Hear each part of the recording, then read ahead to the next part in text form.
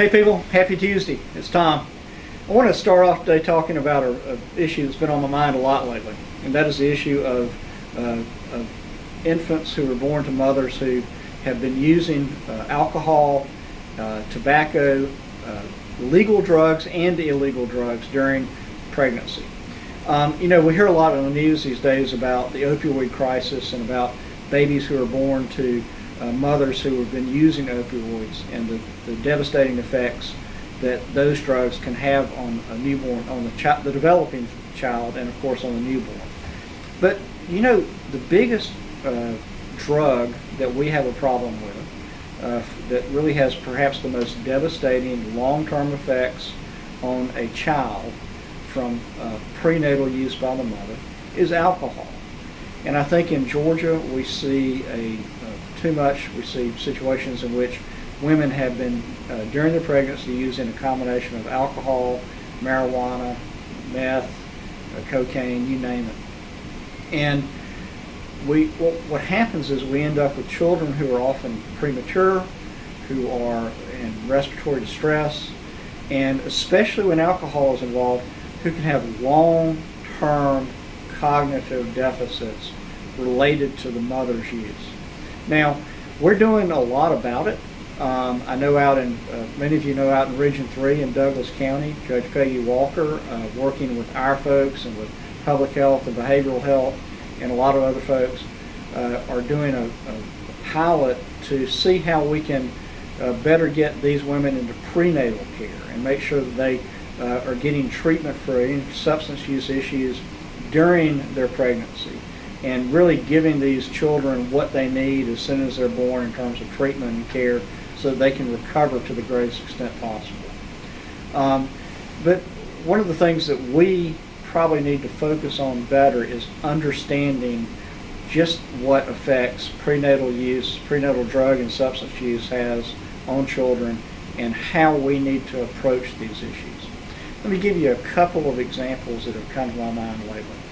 So, if you have a mother, for example, who is on opioids, a pregnant woman who is on opioids, and maybe she has a drug addiction, if we can get her on one of the medication-assisted treatment therapies, such as Suboxone, or one of the other substitutes for heroin and opioids, then she has a much better chance of delivering a child who is healthier, and she herself will have a much better chance of staying off the hard drugs and recovering from her addiction.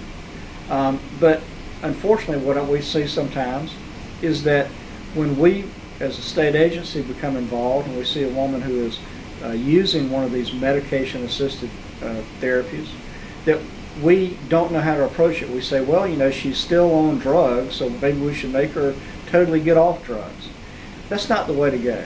What we need to be doing is to make sure that we, as social workers, as child protection workers, as leaders in this state agency, are learning as much as we can about the issues surrounding prenatal use, the effects of these drugs on children, and especially how medication-assisted treatment can really be a lifesaver for both the child and the mother. We need to make sure that we are working with the Georgia Council on Substance Abuse, for example, to do peer recovery, to have recovery coaches, and put recovery coaches in NICUs and in hospitals and in wherever we encounter women who are expecting and who have a drug issue. We need to make sure that we are, whenever possible, when a child is born to a mother and there's some prenatal drug exposure, there's an addiction issue, that if that mother is willing to go into treatment, that we try to keep that mother and that child together, because we know that for the child, that's really the best outcome possible. Today I was on a phone call, that's why I brought it up. I was on a phone call with folks talking about our plan of safe care. Under the CARA Act, we as a state agency are sort of the lead agency on addressing the needs of children who are born substance exposed whether those substances are illegal or legal. We have the opportunity to identify these children and their mothers and their families and treat them in a way that doesn't it doesn't treat the mother as an abuser. It treats the child and the mother as a family unit who need help. We can get drug assessments for these families and these mothers. We can help them find treatment. We can make sure that these children are going to be well cared for.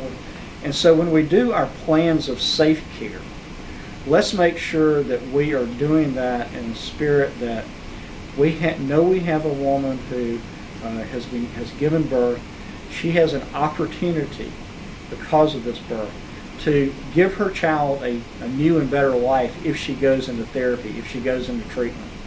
If we can help her down that road and can work to either keep that family together or to at least keep that child and that mother in close contact, then we can make great strides in helping that child have a better life and in helping that mother become the person that she wants to be, free from addiction and in recovery.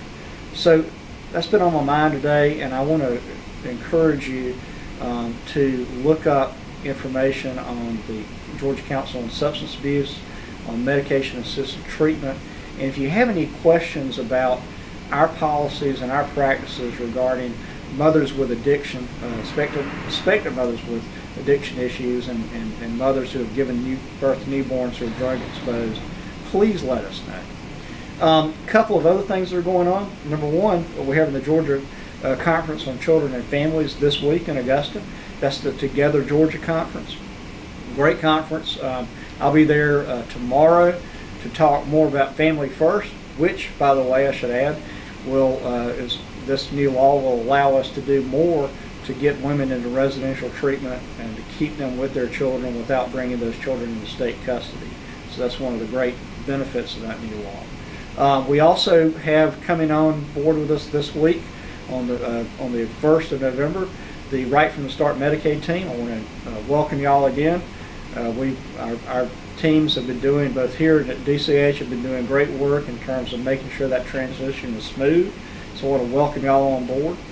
And the other thing I want to mention is that starting in a couple of weeks, I'm going to start a podcast. We have these Tuesday talks, and it gives me an opportunity to talk a little bit with you about what's going on in the agency, to give you sort of the flavor for what's on my mind. But I think it's time to really start going in depth on some issues. So over the coming months, I'll be interviewing thought leaders on various issues surrounding child welfare, surrounding OFI.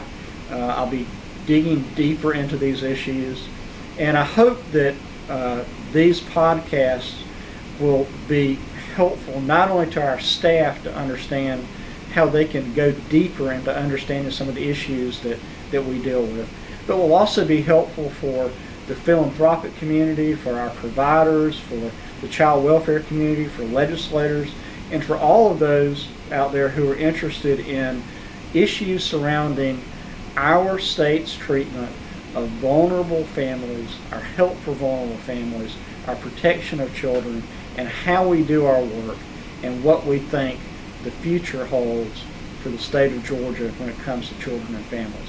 So be on the lookout for that. I'm excited. Hope we can do a good job on it. Thanks for listening to me again today. We'll see you next week.